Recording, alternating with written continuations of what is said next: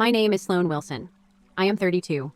On a winter night in the main line outside Philadelphia, I lie in an intensive care unit while monitors count my breaths. A nurse tells my parents to come now. She explains I may not make it to morning. My parents say they cannot come because my younger sister Tori is out walking her dog. The room hums. I stare at the ceiling and understand what I have tried not to see. I am not the child they choose. This is not the first time. My parents lift my sister for the smallest wins and lower their eyes when I need help.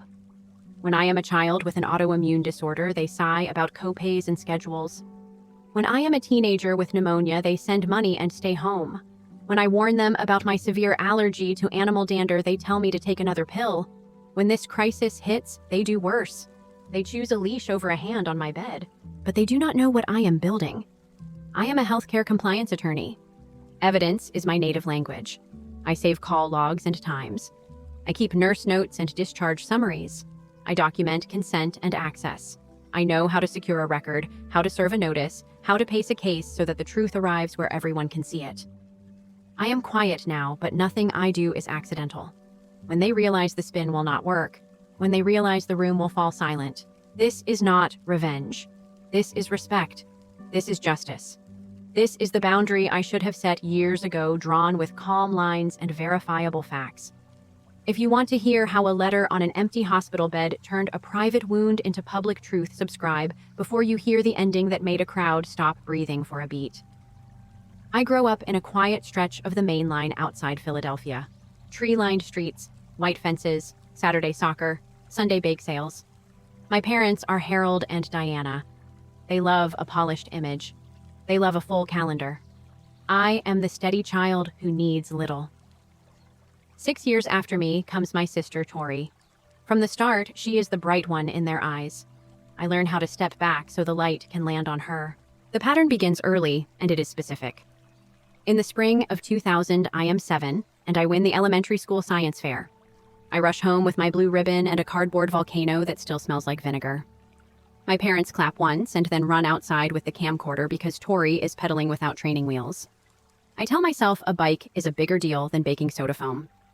That is how I learned to explain my own absence. At 12, I bring home straight A's for the full year. My mother nods and says good job as she scans the kitchen calendar. That same week, Tori brings home a B- in art, and my parents put her drawing on the fridge like a museum piece. They tell her that creativity matters more than grades. They take her for ice cream that night. I stay home and study for a math test. In high school, I qualify for the state swim meet. The date is March 2010. My father says he is proud, but he cannot travel because Tori has a cold. He texts me after the meet. He uses 2 words. Great job. I ride home with a teammate and look out the window at the highway lights. I tell myself that independence is freedom. It feels like a coat I have to wear in a storm. At 16, I receive a diagnosis that changes the way I move through the world. Severe autoimmune disorder with specific triggers, stress, certain foods, animal dander. I keep inhalers and antihistamines in every bag. I learn the sound of my body when it begins to turn on itself. My mother sighs when a specialist visit pushes a manicure. My father complains about copays on the drive to the emergency room. He says hospitals make him uncomfortable. I say I can handle it. I do handle it. That becomes my job. College cements the family roles. With a 6-year gap, there is no overlap in tuition. My parents tell me during my senior year of high school that they have to make choices. They will not contribute to my college costs. They say I am capable and will figure it out. So I do. From 2011 to 2015, I work 3 jobs. I bus tables on Lancaster Avenue. I tutor algebra on weekends. I edit copy at night. I graduate with a 4.0 and no one from my family sits in the stands. 6 years later, in 2017, Tori enrolls for a semester. She says the stress is too much. She withdraws, and my parents buy her a car for $24,000. They tell her there is no rush to find her path. They call it a reset. They call my path grit. I choose healthcare compliance because rules and records save lives when people forget to care.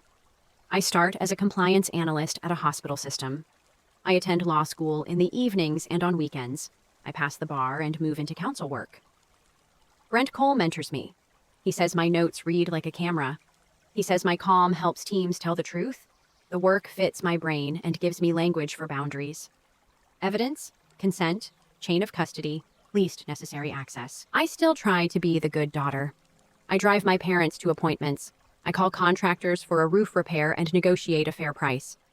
I audit their homeowner policy in 2019 and save them $400 a year.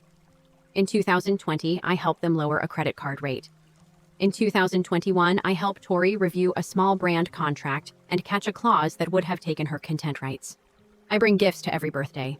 I keep a spare key at their house in case of emergencies. I show up even when no one asks me to.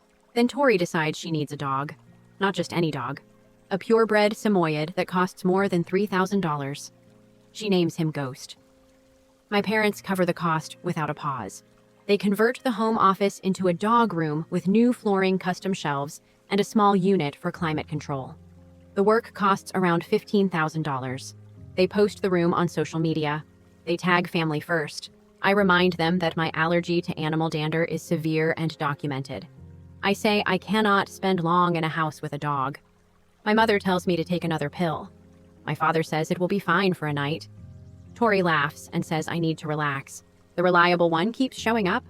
I bring nice wine for dinners. I keep a spare inhaler in the pocket of my coat. I plan around triggers. I never ask them to change a plan for me.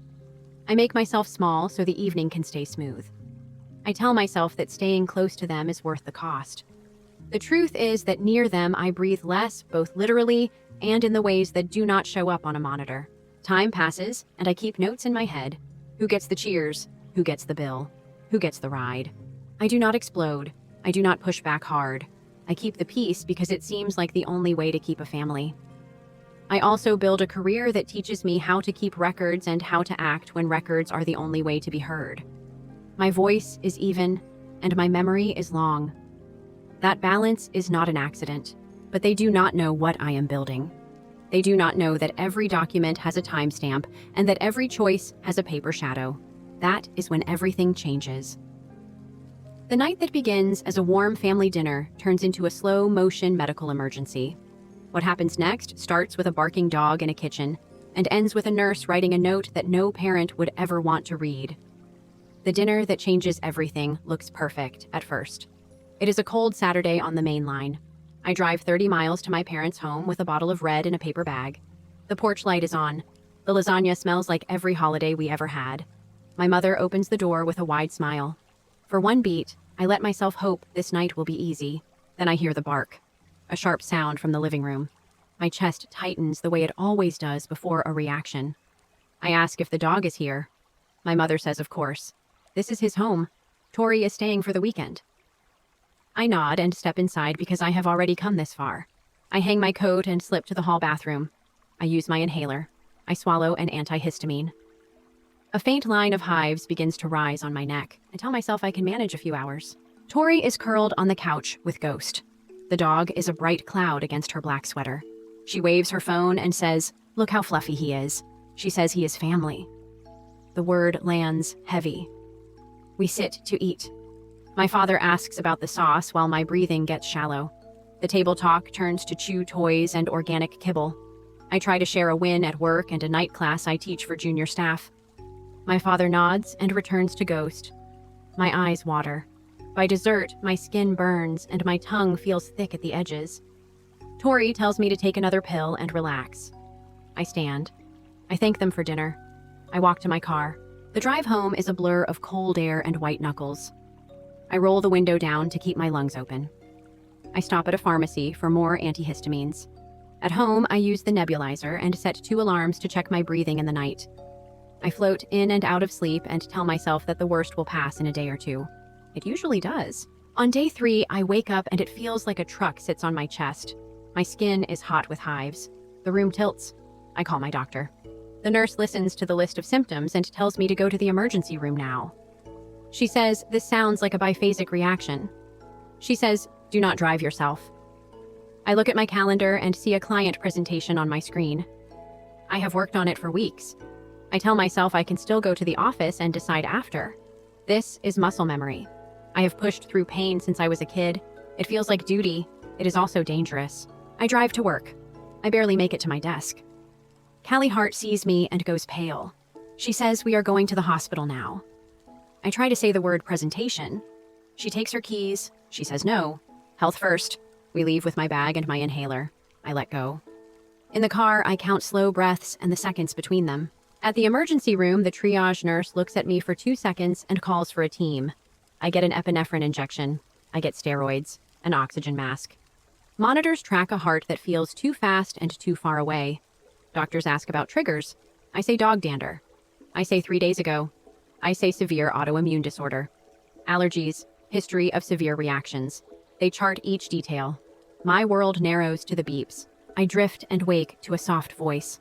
Nurse Jade Ellis holds my hand and tells me to hang in. I hear myself ask for help with my cat. I say my neighbor can check on him. Mrs. Teresa Garza lives next door. She is 72 and steady. She does not know I am here, but she will show up if someone asks. Jade says she will note it and asks for a number. I give it to her. I feel less alone. The hospital calls my parents. I learn this later from Jade, who has the timestamps in her notes. Admission is late afternoon. The nurse reaches my parents at 6 in the evening. She explains that I am in critical condition. She explains that my organs show stress. She says this night could be my last. My father says they cannot come because Tori is across town walking the dog. They have to pick her up after. The nurse clarifies the urgency and urges them to come now. My mother says they will come tomorrow if I am still there. The call ends. The note goes into my chart. The chart is part of my story and not their story to edit. I stabilize by morning. I move from the emergency room to the ICU. The first night is long and loud. I learn the rhythm of machines. I memorize the curve of a green line that means I am still here. Dr. Marisol Rivera explains the shape of a biphasic anaphylactic reaction. The first wave has passed. The second wave is the one that can take you out because people think they are fine and wait at home. She lays out a new plan for medication and follow-up. She speaks plainly. I am grateful for the truth. Callie visits at lunch and after work. She brings a phone charger and clean socks. She updates my boss, Brent Cole. He reschedules the client meeting without asking me to do a thing. Colleagues send flowers and a card that says, "We have you." My parents do not call. Tori does not text. Silence can be loud. On day 4, I can sit up without the room closing in. On day 5, I can stay awake for an hour at a time. Jade asks if I want to try the patient portal. She helps me sign up so I can see my own labs and reports. I remind myself to keep a boundary between my job and my care. I will request any full records through release of information after discharge, not through any employee access. I write that note to myself in my phone because old habits die hard. On day 6, I ask for paper. I write a 4-page letter in slow lines that do not shake. I do not write to punish. I write to cut a cord that is choking me. I state that I am stepping back from contact. I state that I am changing my medical contacts. I say I will not accept visits at this time. I thank the nurses who held my life when my family would not hold my hand. I sign my name. I also fill out a new healthcare proxy and name Callie and Mrs. Garza as my decision makers. The unit clerk witnesses the paperwork. The forms go in my file. Jade asks what I want her to do if my parents come. I tell her I am being discharged around 2:30. I ask her to place the envelope on the bed after I leave. She nods. I can see that she understands the difference between spite and survival.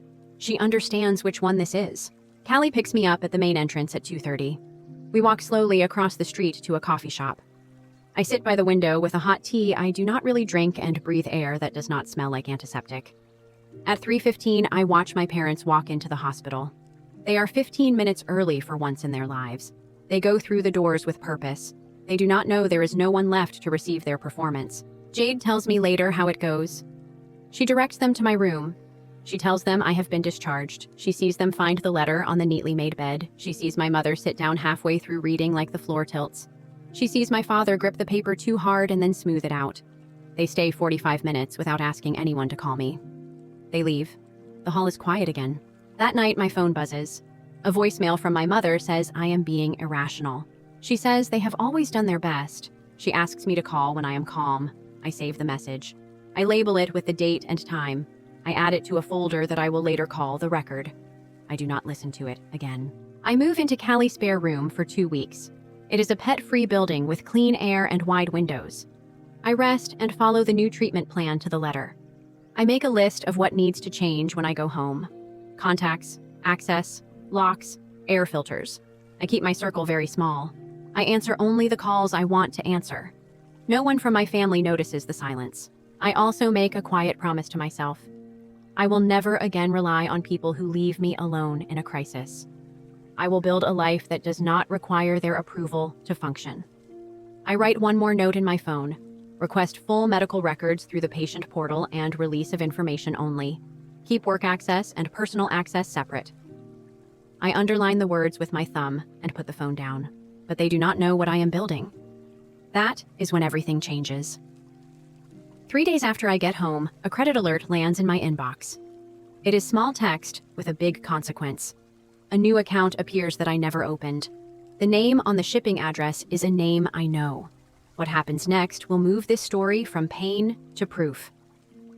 3 days after I get home to Cali, place a credit alert lands in my inbox. It is a single line that feels like a fire alarm. A new account has been opened in my name. I sit up, steady my breath, and log into each bureau. I pull my full files. I place fraud alerts and security freezes. Then I read every line like it is evidence on a screen. I find 3 accounts I never opened. The first appears in September and totals $9,800 for a high-end canine training package. The second appears in November and lists $4,200 at a luxury pet boutique. The third is a revolving store card with smaller charges that add up to $14,400 for specialty food subscriptions and designer carriers. The shipping addresses point to my parents' street and to a studio space where Tori films. The contact email uses a handle that looks like Evan Management. The applications list my social. The pattern is not an accident. It is a decision someone made and made again. But they do not know what I am building. I open a clean notebook and title the first page, The Record. I number the pages. I log dates and times. I record the alert, the freeze, the file pulls. I write down each disputed account and the dollar amount. I keep screenshots. I print what matters and slide it into sleeves in a binder. Evidence first, feelings later. I file an identity theft report with the Federal Trade Site and receive an affidavit number. I call the township police where the charges trace back. I drive in with Callie and sit under bright lights with a detective who listens without judgment. He types while I talk. I hand over copies of the affidavit and a list of the accounts. He gives me a case number and instructions on how to update him when the bureaus respond. I thank him and walk out into cold sun that feels like clean air. I also move with care around my medical records. I enroll in the patient portal and download my discharge summaries and lab results like any patient would. I submit a release of information request to medical records for a full copy of my chart. I make it clear that I am requesting as a patient and not using any work access. I keep proof of that distinction because lines matter and I keep lines clean. The next step is my job. I return to work at the end of week 3. My breathing is steady, my skin is clear. Brent meets me in the hallway and tells me we will ease back in. He assigns me to a system-wide project on patient privacy. The work is quiet and exact. It suits the way my mind works now. I design a short training called Boundaries at the Bedside and deliver it to a room of nurses and techs.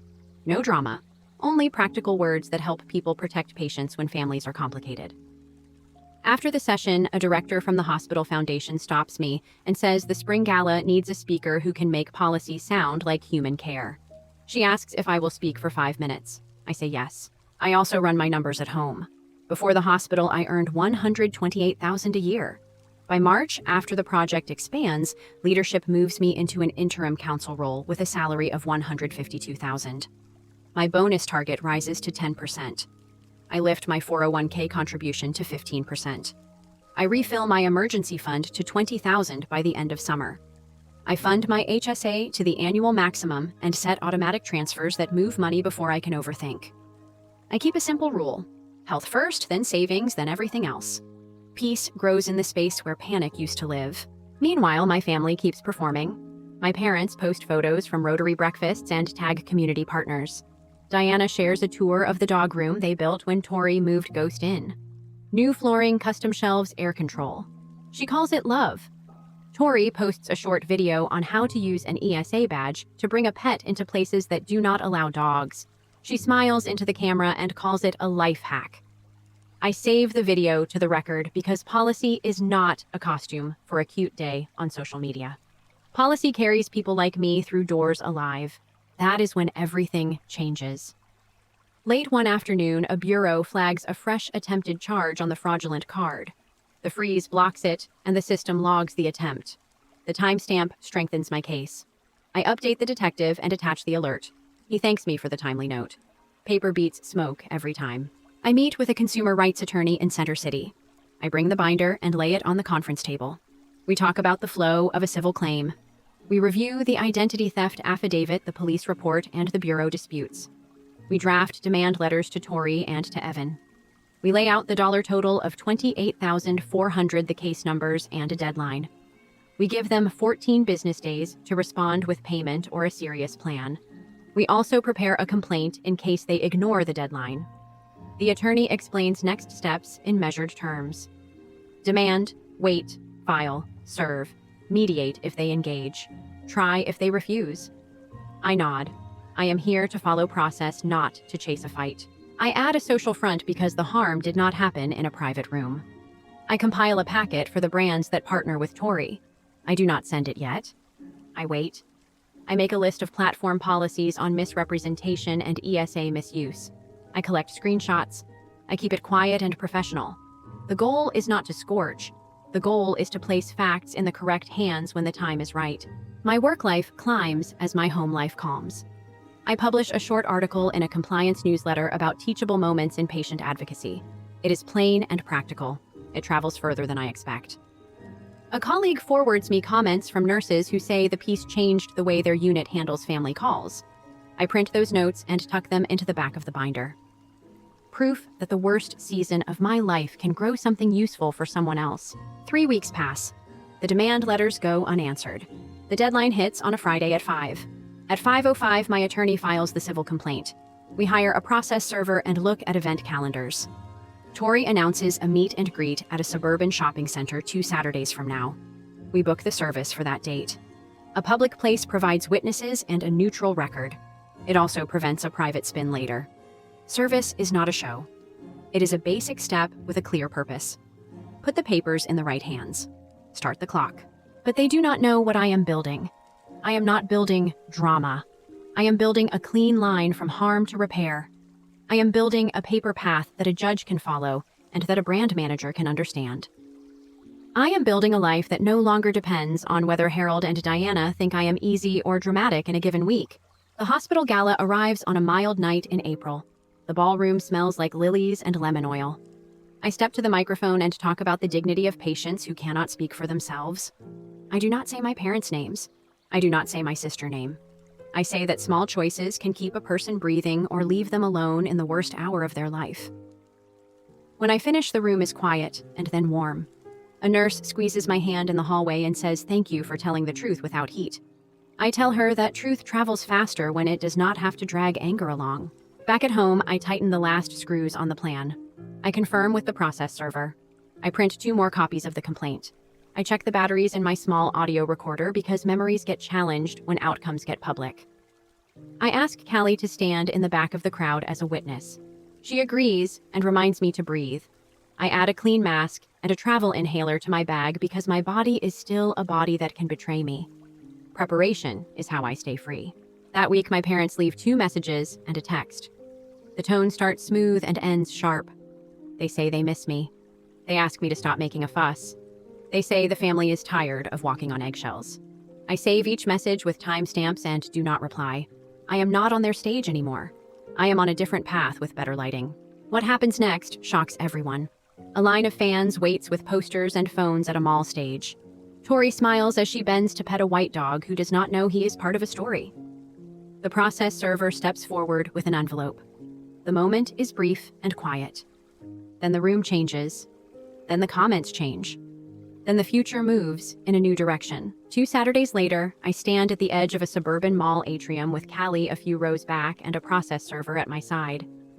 A small stage is set with a banner, a table of branded treats, and a velvet rope. Tori steps up in a white sweater. Evan hovers behind her, and Ghost sits like a cloud at her feet. Music plays. Phones are up. The line of fans curves past the fountain. The server waits for the cue to move. He confirms her name, hands over the envelope, and says the required words. You have been served. He turns to Evan and does the same. It takes less than 20 seconds. It is not a scene. It is procedure. The mall security log records the time and the location. My audio recorder picks up the brief exchange and the hush that follows. Witnesses are everywhere. Proof does not need volume. It needs clarity. Shock hits first. Tori blinks. Evan forces a small laugh. He says this is ridiculous. He looks for someone to handle it. There is nothing to handle. The papers list the identity theft affidavit number and the police case number. They list the disputed total of $28,400. They list a deadline that has already passed. They list the next step if they refuse to pay. Phones tilt toward the stage. Comments are already writing themselves. I do not speak to Tori. I do not step forward. The documents speak. I keep my promise to myself. Calm is my only posture. When the event ends, I walk out into clear afternoon light. The process server files his affidavit before dinner. I save a copy to the record. By Monday, brand partners pause. I do not post a thread. I send a plain packet to each brand compliance inbox. It includes dates, screen captures, and a short memo outlining platform policies about misrepresentation and ESA misuse. It includes the filed complaint. No adjectives, only facts.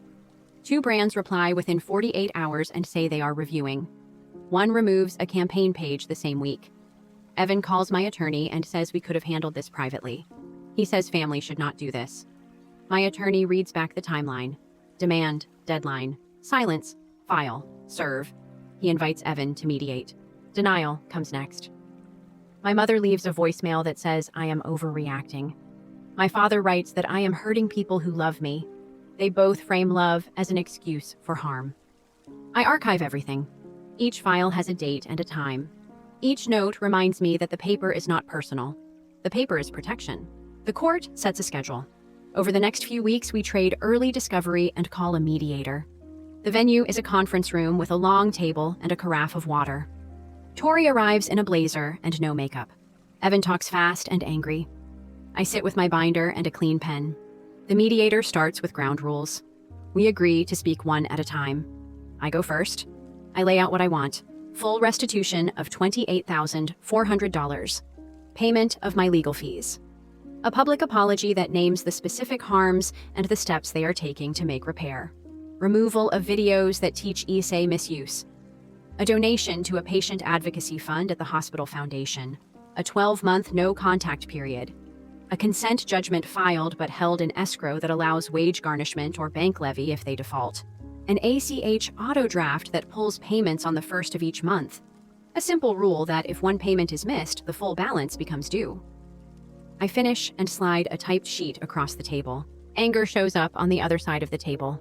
Evan calls this extortion. The mediator reminds him this is negotiation. Tori speaks softly. She says she did not realize how bad the dog dander could be. She says Evan handled the accounts. I do not argue. I point to the line where my social security number sits on the applications. I point to the shipping labels that lead to their door. I point to the attempt that hit after the freeze. I end each point with a date and a time. There is no good way to explain a pattern that is already printed. Panic follows anger when the mediator mentions the possibility of a judgment and liens. He also mentions the brand inquiries we did not share yet. He reminds them that civil cases become public records. He says the cleanest choice is to settle, to repair, and to move forward. We break for 15 minutes. I walk down the hall and drink water from a paper cup in a quiet corner. I remind myself that calm is a decision I can keep. We return to the table. Tori says she will agree to restitution fees, content removal, and the apology, as long as the apology can explain without inviting more hate. I say the apology needs to say the truth without spin. The mediator drafts language we can both accept. Evan fights the donation and the no-contact term. My attorney stays steady. She says the donation matters because harm rippled beyond me. She says no contact matters because silence is the only thing that ever kept me safe in that family. Tori nods once. Evan looks at the ceiling and signs. Desperation arrives when money becomes math. They ask for a schedule that allows them to pay across a year. We agree to 12 monthly installments with the consent judgment and ACH auto draft in place. We add a clause that any missed payment triggers the judgment and wage garnishment. We add a clause that confirms I can send the brand packet if they backtrack on apology or removal. The mediator reads each term aloud and initial blocks are signed. I feel nothing dramatic, only a steady click as a long door swings closed. The apology post goes up the following Tuesday. Tori sits on a couch with no filter and speaks in a clear voice. She says she opened accounts without permission and used my identity. She says she is paying the full amount back and covering my legal fees. She says she removed videos that encouraged ESA misuse and that she is sorry for promoting a workaround that hurts people who live with real disabilities. She says Ghost has been rehomed to a family with a yard. She says she is in counseling. Comments tilt in every direction. I do not look for vindication there. I look for compliance. The video stays up. The captions match what we wrote. The links to ESA hacks are gone. My parents pivot from denial to anger. Harold says the apology has humiliated the family. Diana says I embarrassed them by speaking at the gala. They both demand a private meeting. I send nothing back. The settlement includes a no-contact term. The law is not an emotion, it is a line. I keep lines clean. 2 weeks later, the hospital board meets to review committee assignments. A quiet conversation happens in a side room. The foundation chair thanks Harold and Diana for their past service and rotates them off a subcommittee. No one announces anything. That is how reputations shift in our town. Not with shouts, with the absence of an invitation. My parents post fewer photos after that. I do not check often. My peace does not live on their pages. Meanwhile, my life steadies. The first payment hits my account on the 1st of the month. The ACH confirmation emails arrive and are saved. The brand that paused sends a brief note that they will not continue the campaign. The detective closes the loop on the fraud reports with a letter I file behind the consent judgment. Each page in the record becomes a small weight that holds the truth in place. The last public moment comes at the shopping center where the service began. I return there by accident on a Saturday when I need to pick up a book. A teenager by the fountain recognizes me and says, "Thank you for protecting people who really need their animals." She says her mom is blind and uses a service dog, and that videos like the ones Tori made make life harder. I listen. I say, I am sorry that happened. I say the videos are gone. She smiles and walks away. I sit in my car and let 3 breaths out slow.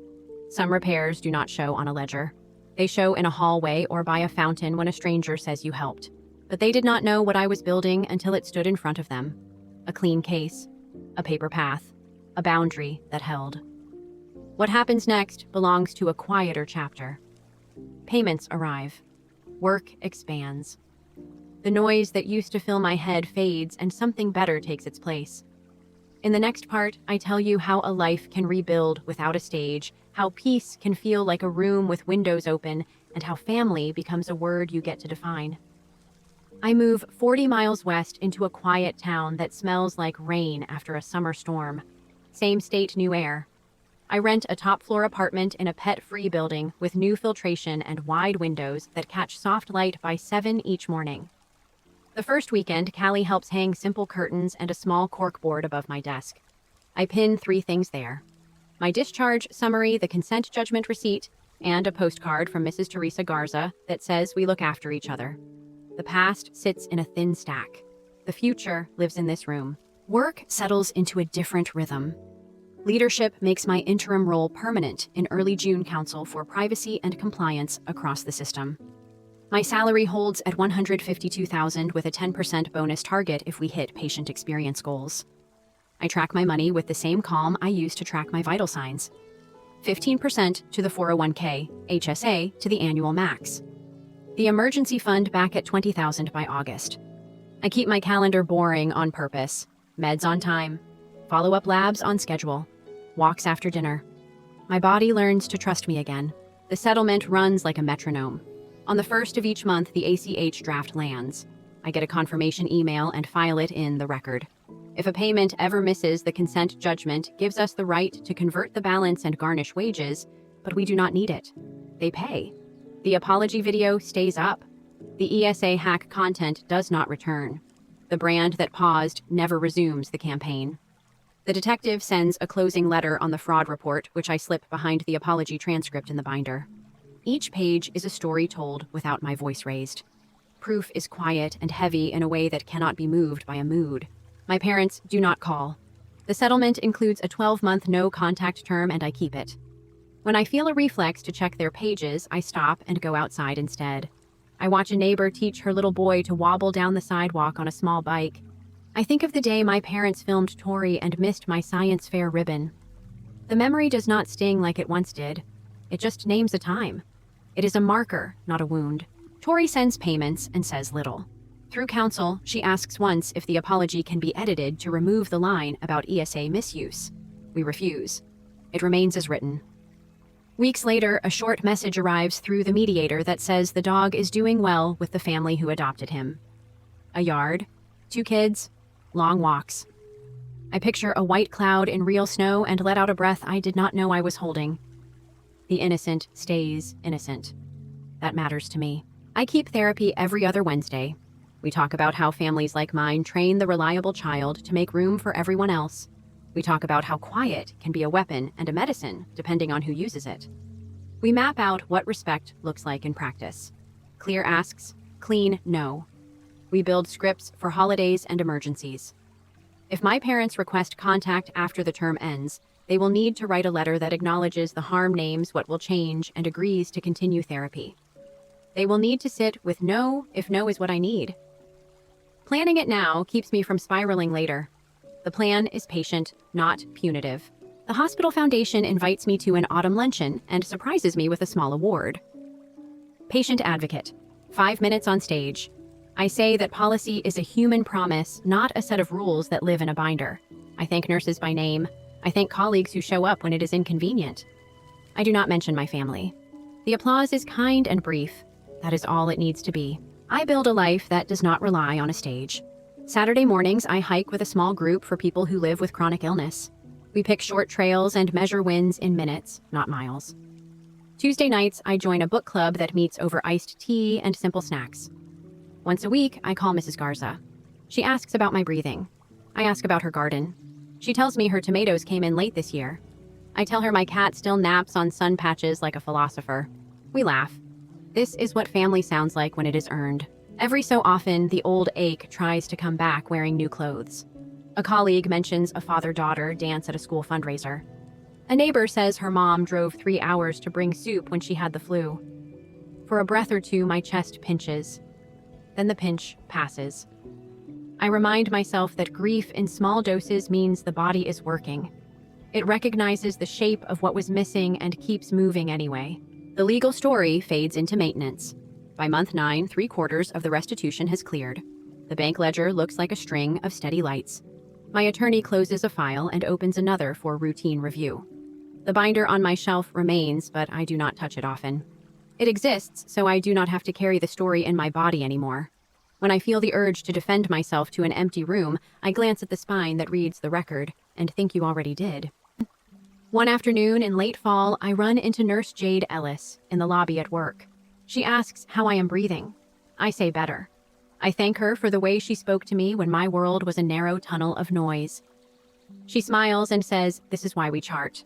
So that truth has a place to live." I carry that line home and put it on the corkboard next to Mrs. Garza postcard. Truth needs a place to live. In a file. In a boundary. In a quiet sentence said at the right time. When the no-contact term ends, there is a letter in my mailbox with my parents' handwriting. I bring it upstairs and set it on the counter. I make tea and wait 10 minutes, because I can. I open it and read. They say they want to talk. They say they miss me. They do not acknowledge the hospital night. They do not name the voicemail or the pattern or the way the community saw through them at the gala. There is no ownership, only hunger. I put the letter back in its envelope and file it behind the mediator notes. Then I write a short response that says, "I am not ready. If you want to try again, send a letter that names what happened and how you plan to change. Please respect silence until then." I mail it the next day and sleep without dreams. By winter, I notice that I do not scan rooms for exits anymore. I sit in a coffee shop and do not rehearse explanations in my head for a crisis that may never come. I watch a family at the next table split a muffin and laugh. I feel no envy, only simple observation. There are many ways a story can end. Mine ends without a dramatic reconciliation and without a public flame. Mine ends with a set of documents that kept me safe, a circle of people who showed up, and a calm I did not know I could earn. If you are listening and see yourself in me, the quiet one, the fixer, the person who learned to become small so others could stay comfortable, hear this. You do not have to light your life on fire to start over. You can build slowly. You can document. You can choose witnesses who stand when family sits. You can speak in plain sentences and let paper carry the heat for you. When the moment comes to draw a boundary, draw it with clean lines and keep it even when the room grows loud. That is not revenge. That is respect. That is justice. Share your own story in the comments. Tell me how you set a boundary and what changed. Subscribe if you want more stories where the ending is not a headline, but a life that finally fits. The family that matters is the one that shows up when the room goes quiet and you still need to breathe.